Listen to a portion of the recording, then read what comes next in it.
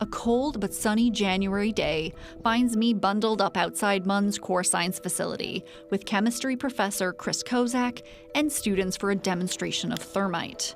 To answer the question, could this highly combustible mixture obliterate an iceberg? So there's molten iron in the bottom of the pot there. And if I didn't have a second pot underneath it, it would have shot through the bottom of the pot like last time. So it was like a meteorite. But the temperature of this reaction can hit over 2,000 degrees Celsius, so more than enough heat to break up an iceberg. A century ago, McGill physicist Professor Howard Turner Barnes and his team made the journey to Twillingate in Newfoundland's Notre Dame Bay. They were hunting icebergs. Barnes was set on finding a means of making seafaring safer, something that took on greater importance after the Titanic fatally collided with an iceberg off the coast of Newfoundland in the spring of 1912. Barnes had an idea. He'd row out to an iceberg, climb atop it, packing it with thermite, and explode it. And he did, several times, including in Twillingate in 1926. To readers of the Marine Observer Journal, he described his journey as a long-planned effort to find some means to control and destroy the immense masses of ice which are so universally feared in the shipping world.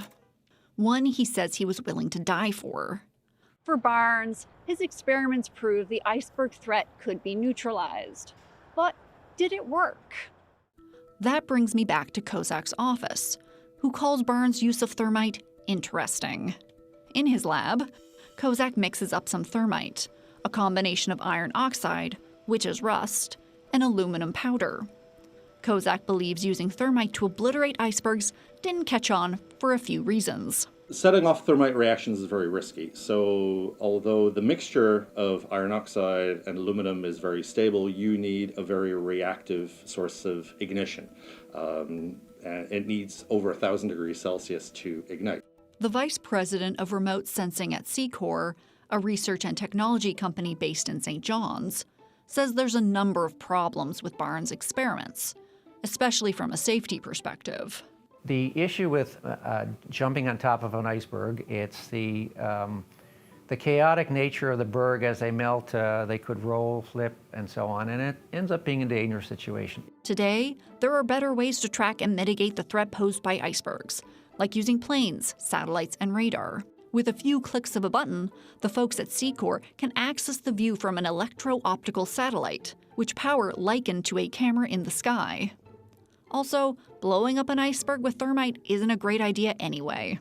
You have to pack in quite a lot of explosives into a berg of a dangerous size to be able to blow it to bits, the bits not being the problem.